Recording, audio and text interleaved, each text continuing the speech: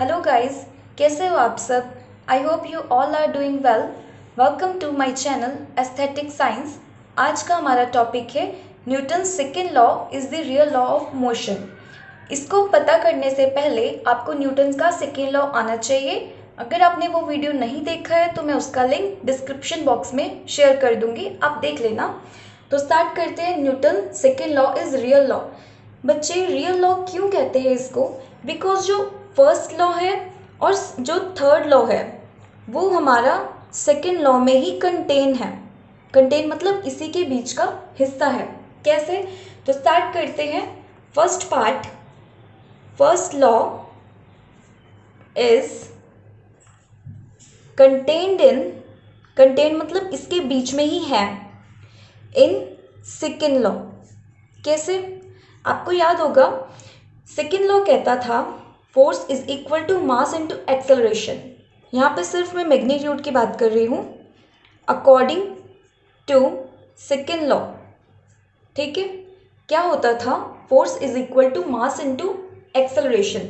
बच्चे, अगर कोई भी फोर्स इस पे नहीं लग रही, कोई एक्सटर्नल फोर्स नहीं लग रही, फोर्स ज़ीरो है।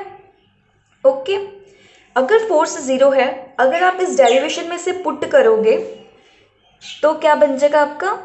M A zero. मास तो ज़ीरो नहीं हो सकता, एक्सेलरेशन हो जाएगी ज़ीरो। बच्चे, मास के नेदर भी ज़ीरो। कैसे हो सकता है मास ज़ीरो? अगर कोई बॉडी 15 kg की है तो वो 15 kg की रहेगी, वो ज़ीरो नहीं हो सकती कभी भी।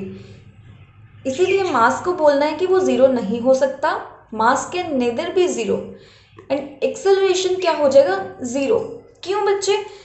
अब एक गाड़ी पड़ी है, सपोज कोई कार पड़ी है, अगर आपने उसको फोर्स ही नहीं दिया तो वो एक्सेलरेट करके मूव कैसे कर पाएगी? Force zero, then acceleration will also be zero. तो क्या हो गया? जब तक उस पर कोई फोर्स नहीं लग रही, कोई मूवमेंट नहीं हो रही। फर्स्ट लॉ क्या कहता था? According to first law, a body remains at rest. अगर कोई बॉडी रेस्ट पे पड़ी हुई है, इसी ने रेस्ट पे ही रहना है। अगर कोई बॉडी, कोई कार है, वो चली जा रही है, चली जा रही है, जब तक आप उसे रोक नहीं रहे तो वो रुकेगी नहीं। वो अलग केस है कि फ्यूल ख़त्म हो गया, बट अगर उसे आप रोकोगे नहीं, ब्रेक नहीं लगाओगे तो वो रुकेगी नहीं। ठीक है, अ बॉडी रिमेन्स एट रेस्ट और इन यूनिफॉर्म मोशन।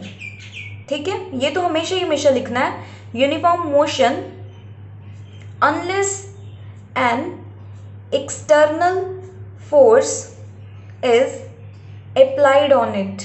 जब तक कोई एक्सटर्नल फोर्स ना लग जाए उस पर, तो उसने रेस्ट पे ही रहना है। अगर बॉडी चल रही है तो उसने चलते ही रहना है। तो ये कुछ नहीं है, ये हमारा फर्स्ट लॉ है जो कि हमारे सेकेंड लॉ से प्रूफ हो चुका है।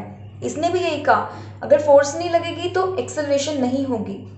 फर्स्ट लॉ भी वही कहता है। ठीक है, तो इतना हो गया क्लियर। अब नेक्स्ट करते हैं अपना second part, that third law is contained in second law. ठीक है, तभी तो सेकेंड लॉ रियल लॉ है, क्योंकि देखो उसमें दोनों ही केस आ रहे हैं।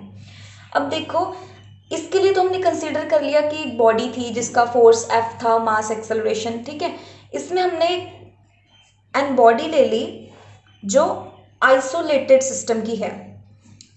ठीक है, आइसोलेटेड सिस्टम मीन्स जिसपे कोई भी एक्सटर्नल फोर्स नहीं लग रही है, एक्सटर्नल फोर्स ज़ीरो। ठीक है, तो देखो एक बॉडी ले ली हमने ए, एक ले ली बॉडी ए, दूसरी बॉडी हमने ले ली बी। ठीक, बॉडी ए एंड बी, चाहे आप 1 एंड 2 भी कर सकते हैं। अब सपोज कर लो, लेट एफ ए बी।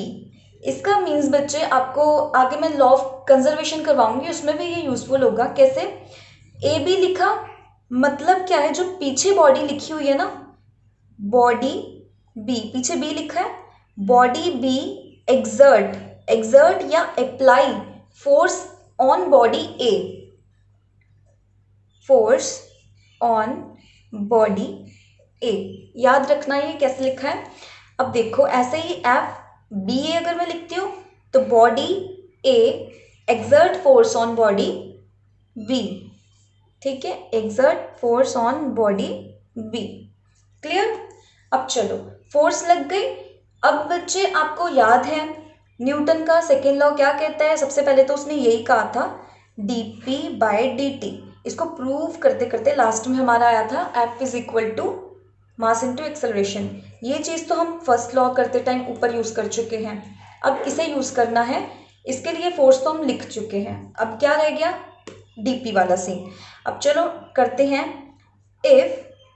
बच्चे इसको ना रट्टा मार के कुछ नहीं होगा, आपने क्रैम नहीं करना, इसको समझ के करना है तो इजी हो जाएगा। तो dp ऑफ बॉडी ए, ठीक है, विद रिस्पेक्ट टू dt, ये लिखना ना, यहाँ पे लिख लिया। इसका मीन्स क्या है मैंने आपको बता ही दिया था। d का मतलब होता है रेट ऑफ चेंज ऑफ, ठीक, rate of change of. p का मीन्स क्या होता है? मोमेंटम। p साइन है मोमेंटम का, ठीक है। ये कौन सी बॉडी है? बॉडी ए, ऑफ बॉडी ए, ठीक।